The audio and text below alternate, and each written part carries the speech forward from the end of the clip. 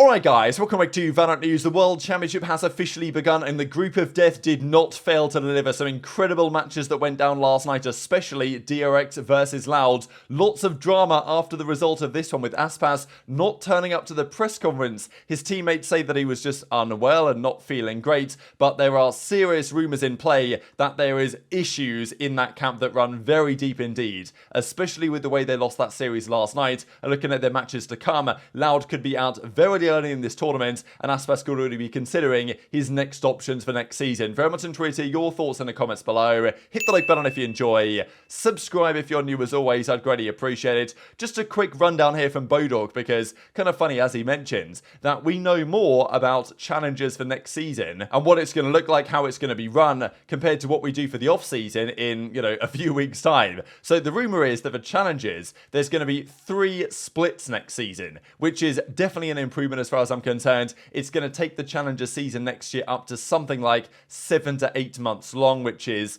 definitely an improvement of what we had this season, where players that, didn't qualify for Ascension, their season was basically done. So hopefully that's going to be significantly better. There's also been a doubling down on this theory that there's going to be an academy-esque system where partner teams can sign players who can compete in challenges that they can then bring up to their main team. I mentioned yesterday that might not be, teams might not go in for that because they've got to pay for those players, and even the tier 2 team they partner with, yes, they don't have to pay those guys, but their chances of winning Ascension are significantly lower if they can get their best players taken at any point by the team that they're partnering with in the official VCT. But maybe there's something to be said about the way that's going to work. Just a quick update for you guys on that. There was also this, I haven't got the chance to listen to the entire thing on this yet, between George Geddes and Rob Moore from Sentinels discussing this crowdfunding idea. So Rob Moore mentioned this a while ago in a video that you can basically invest in some way in Sentinels with this crowdfunding thing they're now setting up. Maybe you're interested, maybe you're not, but just, I imagine, expect that if you do put some money in, there's a chance that you never see any of that hard-earned money ever again if Sentinels were to squander it, you could argue. But it's an idea, it's interesting for sure. I don't know if it's going to actually work out well for all parties involved, but let's talk about the World Championship, because it officially got underway last night, and there were some banger games here. Like Group D, we knew it was going to be good, right? The 4 teams in that group, really tough to call who's going to advance. My predictions yesterday were interesting. I know I got clowned on a fair bit for saying DRX were going to beat Loud, but we'll get into that in a few minutes.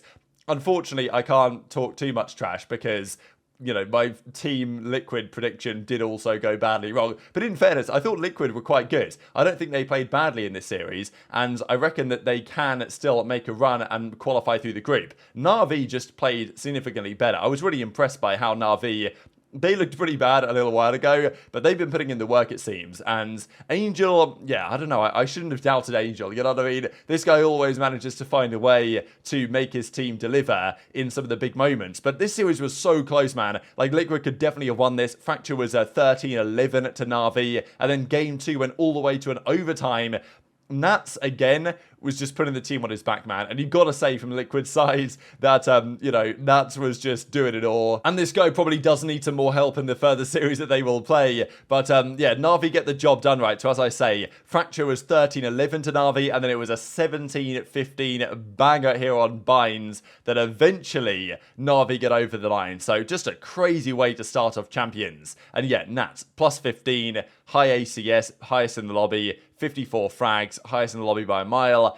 And yet they still go down. So yeah, he was trying his best, but it wasn't to be. And they go down to the losers bracket where they will face, let's not forget, Team Liquid, the champions of EMEA, right? They beat Fnatic in the grand finals not that long ago. Loud, the champions of the Americas. One of those 2 teams, the EMEA champions or the Americas champions, will go home top 16 from this tournament. And this was one of the highlights of it. I thought was pretty funny. So we got this guy here in the crowd, Go DRX, and Sassy's like, wait, is this not me? Like, this guy looks pretty similar. And the guy who it actually is says, hey, Sassy, that's me. You're so handsome, bro. That was pretty funny, right? Nice little wholesome moment there between the 2 of them. But let's talk about this series, because Loud were coming in here with a lot of controversy on their back, as in fairness were DRX in some sense, just because DRX had been, given their potential, had been somewhat underperforming and not looking quite as good as of late. And there were debates as to whether they can actually, get back to the level they need to beat a team like Loud on this level. I saw a clip from Sideshow where he said that there's There's absolutely zero chance that DRX are ever going to beat Loud. Doesn't matter what's going on here in terms of what's happening behind the scenes or the drama they might be experiencing.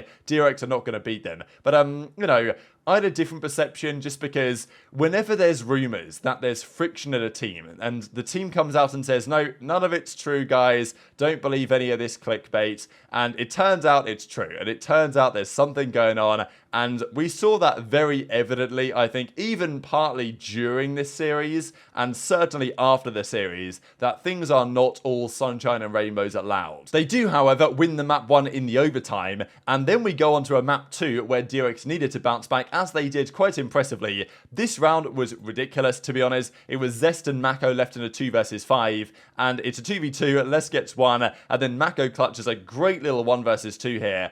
I'm not really fully sure. Like, I think Loud made some questionable plays in this one, to be perfectly honest. But, you know, there was a lot of utility there being dumped by Loud to try and make this happen. But, I mean, yeah, look at that. Like, Killjoy goes down, but it still doesn't work. And 12-6, Mako gets the 1 versus 2. So, crazy work, really, from those guys to bring that round back and win it. But questionable stuff we got to say from Loud. That's a bit of a tilter. But during this series, Aspas, I believe, I'm imagining, became the first player to break 1,000 kills at international events. Crazy stats, right? All the events that he's attended, how well Loud have done, and Loud just aren't used to losing, you know? This is the crazy thing about Loud, that I think they've now lost their last, like, 3 series in a row, because they lost 2 at Masters Tokyo, and then 1 here so far.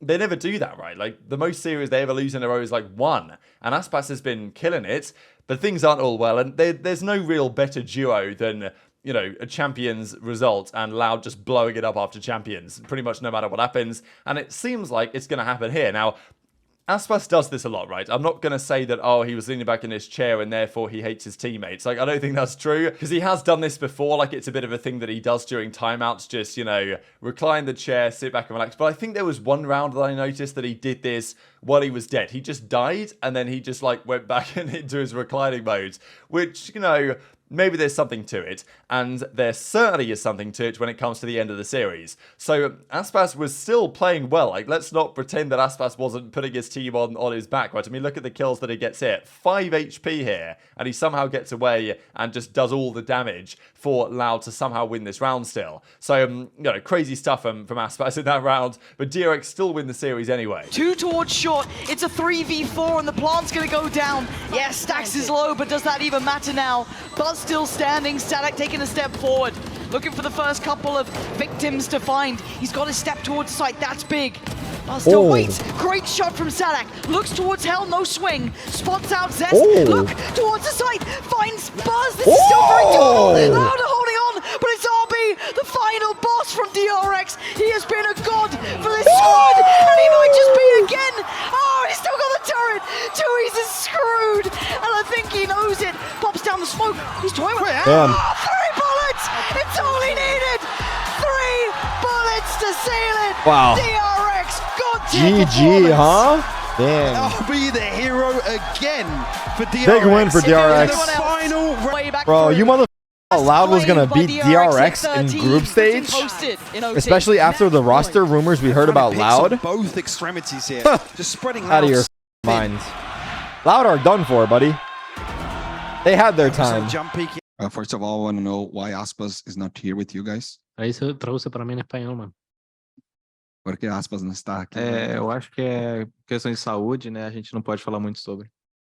Is healthy, so we cannot address. Not serious. Not healthy. Not serious. Nothing serious, but. So just like with NaVi, I was impressed by DRX here. Like, Loud didn't play terribly, but DRX definitely took a level here compared to where they've been playing lately, and I thought they might do it, right? It's group stage DRX. They do tend to play pretty well at this part of the tournament, and, you know, Mako sharing the kills pretty evenly, to be fair. Impressive, actually, how, like, similar the kill share is on the DRX side, and it doesn't seem like Foxy9's going to come in. That's kind of been discussed that probably they won't be doing that. But Aspas, 61 frags over the 3 maps, it's not enough. Highest ACS in the lobby, highest rating in the lobby, it's not enough for them to win. Lotus does go their way 13-15, Aspas dropped 29 to make that happen, and then Split 13-6, Ascent 13-8. After that, it was pretty comfortable, it's got to be said, for DRX, especially those final few offensive rounds on Ascent. Really difficult to beat Loud on Ascent, but they did exactly that. But then when things get really interesting is, as I shared there, the post-match press conference. So Loud and DRX, they go up to answer some questions from the media,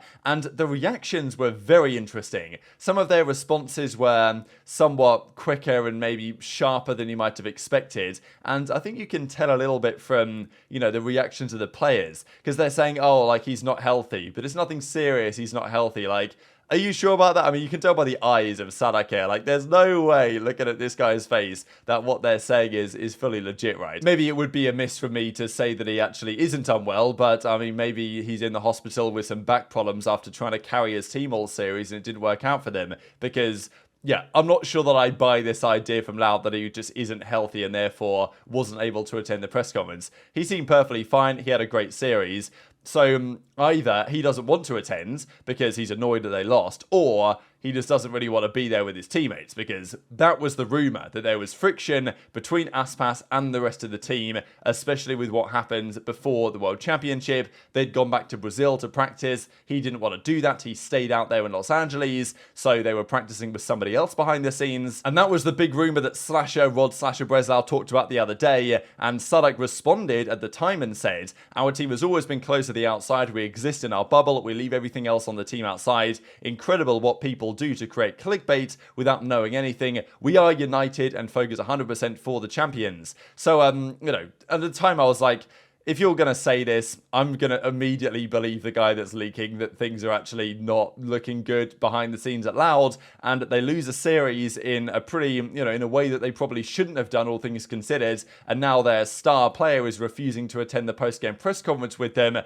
I think it's quite likely that Aspas is already considering what he's going to do next season at this point, and he's already looking at Sassy Pancada, like potential teammates for next year, whether he goes to Sentinels, whether he goes to NRG. I don't think he's going to be on Loud, and I think that especially after this result, that is probably what we're going to see. Now, that is not to say that Loud aren't good enough to get through this group anyway. Loud, if they somehow play at their level, are good enough to beat Liquid, and they're good enough to beat NaVi or DRX in the decider. But I predicted Loud not to qualify, so I've got to have to stick with that for my predictions, and I had DRX making it and I had Liquid making it, so I'll stick with that, and I'll say that in the coming days DRX will beat NaVi and then Liquid will make the run through losers to qualify anyway. But that means on my bracket I've got Loud bowing out of this tournament top 16 after losing, that'll be what, 4 series in a row if they lose to Liquid, bowing out last place in both of the last couple of events. That would be nowhere near good enough for those guys, of course, but this is what is going on today. So we've got 3 games today, starting really over there in Group B. Now NaVi DRX do play tonight actually, so that is, you know, we will get a team qualify for the playoffs this evening.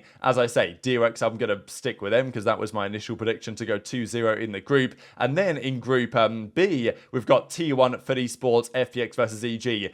Theoretically, the easiest group on paper. I do think it's quite difficult to call in some respects, though, because for T-Sports and T1, I don't know who to predict, to be honest. I think this should be quite a close series. I'm going to stick with my T1 prediction. Most people will probably say FUT Esports are going to win, and then EG, I've got them beating FPX, of course, and then DRX the last series of the day. But man, we had some great series yesterday, so hopefully more of the same this evening. Very much enjoyed to hear your thoughts in the comments below. Hit the like button if you enjoyed. Subscribe if you're new. Take care, and I'll see you next time.